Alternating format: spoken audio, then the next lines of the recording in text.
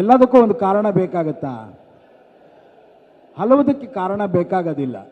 ಕಾರಣ ಯಾವುದೂ ಬೇಕಾಗೋದಿಲ್ಲ. ಕಾರಣ ಕೇವಲ ವಿಕಿ. ನಾನು ಕತೆ ಕೇಳಲಿಲ್ಲ.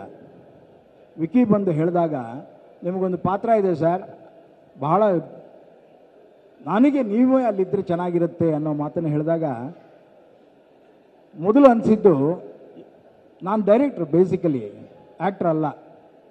Actor Shivanna actor. ಕಮಾನ್ ಚಪ್ಪಾಳೆ. ನಾವೇನಿದ್ರು ತೆರೆಯ ಹಿಂದೆ ಇರೋರು, ಆದರೆ ತೆರೆ ಮುಂದೆ ಬರಬೇಕಾದಾಗ ಈ ತರಹದಲ್ಲಿ ಯಾರೋ ಒಬ್ಬರು ಧೈರ್ಯ ಮಾಡಬೇಕಾಯಿತು. ಅವನು ಹೇಳಿದ ಆ ಒಂದು ಮಾತು, ಸರ್ ಬಹಳ ವಿಭಿನ್ನವಾದ ಒಂದು ಪಾತ್ರಕ್ಕೆ ನಿಮ್ಮನ್ನು ಕೇಳ್ತಾ ಇದ್ದೇನೆ, ನೀವು ಮಾಡಿದ್ರೆ ಅದು ಚೆನ್ನಾಗಿರುತ್ತೆ ಅನ್ನೋದಾದರೆ ನಾನು ಯಾಕೆ ಅಲ್ಲಿ ಇರಬಾರ್ದು ಅಂತ ಅನ್ನಿಸ್ತು. ಹೋದ್ಮೇಲೆ ಗೊತ್ತಾಯ್ತು ಧನ್ಯ ಇದ್ದಾಳೆ ಅಂತ. ಇದು ಒಂದು ರೀತಿ ಅದೃಷ್ಟ. ವಿಕಿಗೆ ಯಾವ ರೀತಿ ಅದೃಷ್ಟವೋ ನಮ್ಮೆಲ್ಲರಿಗೂ ಇದೊಂದು ಅದೃಷ್ಟ.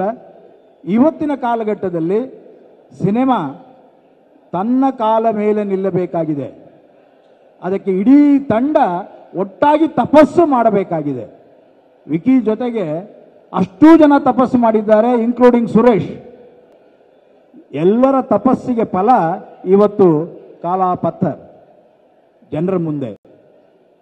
ಜನರ ಆಶೀರ್ವಾದ ಅದು ಏನೇ ಇರಲಿ, ಆದರೆ ಅವರ ಪ್ರಾಮಾಣಿಕ ಪ್ರಯತ್ನ ಇದೆಯಲ್ಲ, ಅದು ಇವತ್ತು ಕನ್ನಡ ಚಲನಚಿತ್ರರಂಗವನ್ನು ಮತ್ತೆ ನಳನಳಿಸುವ ಹಾಗೆ ಮಾಡುತ್ತೆ.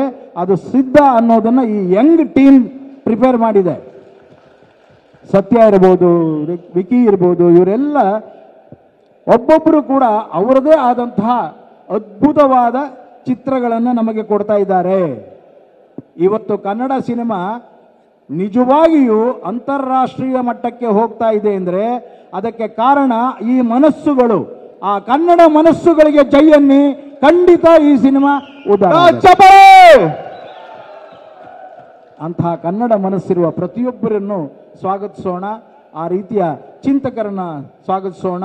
ಆ ತಪಸ್ಸು ಮಾಡುವಂತಹ ತಪಸ್ವಿಗಳನ್ನು ಸ್ವಾಗತಿಸೋಣ. ಎಲ್ಲೋ ಒಂದೊಂದು ಅಲ್ಲಿ ಇಲ್ಲಿ ಅಡೆತಡೆ ಆಗುತ್ತೆ. ಅದನ್ನೇ ದೊಡ್ಡದಾಗಿ ಎಳೆದು ಎಳೆದು ಎಳೆದು ಹಿಂಜಬೇಕಾಗಿಲ್ಲ. ಕೆಟ್ಟದ್ದನ್ನು ಮರಿಬೇಕು, ಒಳ್ಳೆಯದನ್ನು ಅನುಭವಿಸಬೇಕು, ಅನುಭವವನ್ನು ಅನುಭಾವವಾಗಿ ಮಾಡಬೇಕು. ಅದನ್ನು ಮಾಡೋದಕ್ಕೆ ನೀವೆಲ್ಲರೂ ಸಪೋರ್ಟ್ ಮಾಡಿ ಅಂತ ಹೇಳ್ತಾ ನನ್ನ ಈ ಎರಡು ಅನಿಸಿಕೆಗಳನ್ನು ಇನ್ನು ಮುಂದೆ ಇಡ್ತಾ ಇದ್ದೇನೆ. ನಿಜವಾಗಿಯೂ ಕನ್ನಡದ ಭವಿಷ್ಯ, ಕನ್ನಡ ಸಿನಿಮಾದ ಭವಿಷ್ಯ ಅದ್ಭುತವಾಗಿದೆ. ಎರಡನೇ ಮಾತಿಲ್ಲ ಅದರಲ್ಲಿ. ಎಲ್ಲ ಹೊಸ ಹುಡುಗರಿಗೆ ಜೈ.